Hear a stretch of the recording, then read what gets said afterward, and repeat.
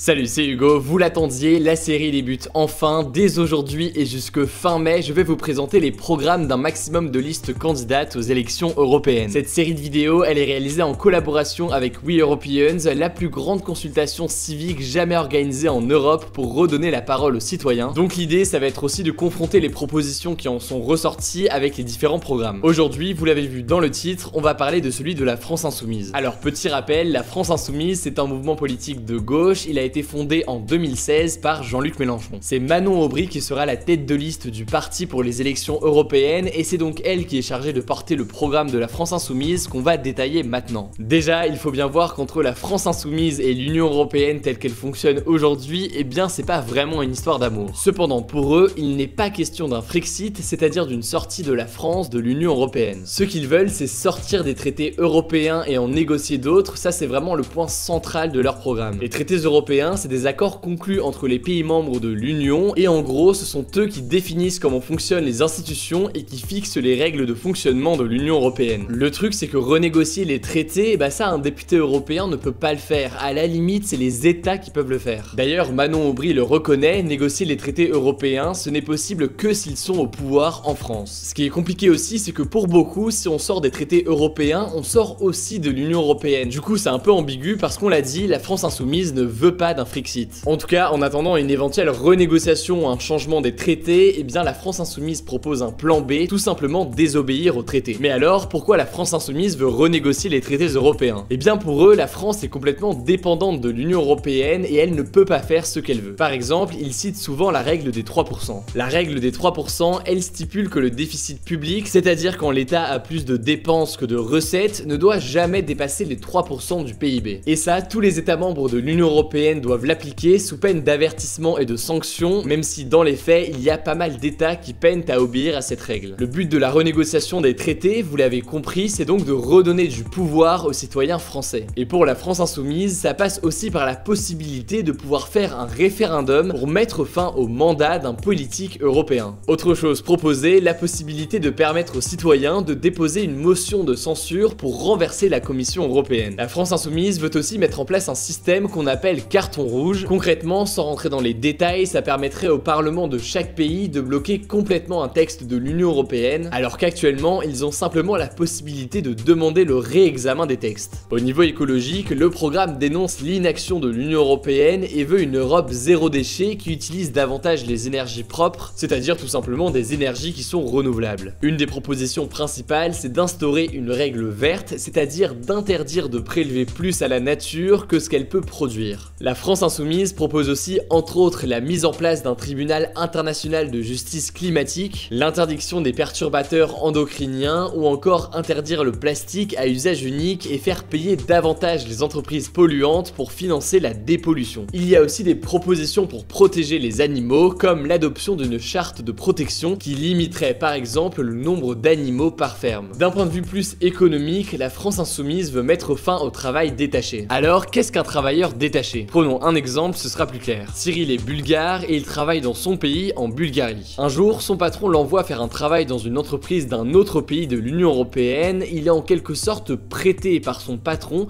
à une autre entreprise pour une période limitée. Cyril est donc ce que l'on appelle un travailleur détaché. Alors c'est un système qui est encadré en théorie, il y a quand même des règles et par exemple, si ce même Cyril travaille en France, il a le droit au salaire minimum et son entreprise d'accueil doit lui rembourser ce qu'il dépense pour se loger ou se déplacer. Sauf qu'il y a beaucoup d'abus et ces derniers droits que je viens de vous citer ne sont pas toujours respectés, c'est pour ça que la France Insoumise veut y mettre fin. Le parti veut également instaurer un salaire minimum et un salaire maximum dans tous les pays européens et réduire encore la durée du temps de travail. Aujourd'hui, dans les pays membres de l'Union, le temps de travail ne doit pas dépasser 48 heures par semaine. Pour la France, vous le savez, on est déjà à moins puisque c'est fixé à 35 heures, mais la France Insoumise veut réduire ce temps de travail à l'échelle européenne. C'est une mesure qui rejoint d'une certaine façon la proposition ressortie de la consultation de We Europeans. Il s'agit de la proposition 6 qui est proposée par Andriani en Grèce qui veut protéger les droits des travailleurs dans tous les pays de l'Union Européenne. Autre mesure qu'on retrouve dans le programme, faire la chasse aux multinationales qui ne respectent pas le droit européen ou encore profitent de paradis fiscaux pour payer moins d'impôts. D'ailleurs, il est proposé que des pays européens comme l'Irlande ou encore les Pays-Bas figurent dans la liste noire des paradis fiscaux. Là aussi, ça rejoint en quelque sorte une proposition de We Europeans Europeans, celle de Jules qui est belge et qui a proposé de cesser les niches fiscales accordées aux multinationales. Autre mesure économique, mettre en place un impôt universel. Le principe, il est simple, tout Français qui vit à l'étranger doit payer ses impôts aussi en France. Prenons un autre exemple, Lorraine est française et elle habite en Roumanie, elle paye donc ses impôts en Roumanie où les impôts sont moins importants. En France, elle payait 1000 € et en Roumanie, elle paye 600 €. Avec l'impôt universel que veut mettre en place la France Insoumise, elle payerait la différence à la France. Autrement dit, elle devrait payer 600 € à la Roumanie et 400 € à la France. Dans son programme, la France Insoumise prévoit également des mesures pour lutter contre les discriminations et les inégalités. Par exemple, le parti propose de faire reconnaître comme des droits fondamentaux à l'échelle européenne la contraception, l'avortement et la fin de vie assistée. Au niveau de l'éducation, la France Insoumise propose d'élargir le programme Erasmus qui permet de suivre ses études à l'étranger, a priori vous le connaissez. En l'occurrence, ils veulent l'élargir à tous les pays francophones, même ceux qui sont hors de l'Union européenne. On pourrait citer par exemple le Canada ou encore la République démocratique du Congo. Elle propose aussi de donner une allocation d'autonomie pendant 1 an à chaque étudiant européen et cet argent, il doit l'aider à se former et à travailler dans un autre pays européen. Enfin, sur la question migratoire, la France Insoumise veut mettre fin au règlement de Dublin. Aujourd'hui, le règlement de Dublin oblige un migrant à faire sa demande d'asile dans le premier pays qu'il a accueilli. Selon eux, c'est grâce à ce règlement que la France expulse des migrants avant même qu'ils aient posé leur demande d'asile pour les renvoyer ainsi dans le premier pays qui les a accueillis. Et la France Insoumise considère que ces expulsions sont souvent accompagnées de violence. Alors là, je vous ai cité les propositions phares, mais bien sûr, il y en a d'autres, notamment sur la manière dont la France Insoumise compte lutter contre le terrorisme et préserver la paix. Le lien du programme est dans la description si jamais ça vous intéresse. Du coup, si jamais vous voulez découvrir les 10 propositions ressorties de la consultation de We Europeans, je vous mets le lien dans la description, vous allez voir, c'est très intéressant. On est en plein dans la campagne, il se passe beaucoup de choses, je vous propose de suivre ça directement sur Instagram, dans les résumés quotidiens de l'actualité qu'on poste chaque soir à 18 h. C'est un bon moyen de rester informé rapidement, donc pensez à vous abonner si jamais c'est pas encore le cas. Comme promis, dans les prochains jours, on va voir un maximum des programmes des autres listes, donc pensez à vous abonner à cette chaîne pour ne pas rater les vidéos suivantes.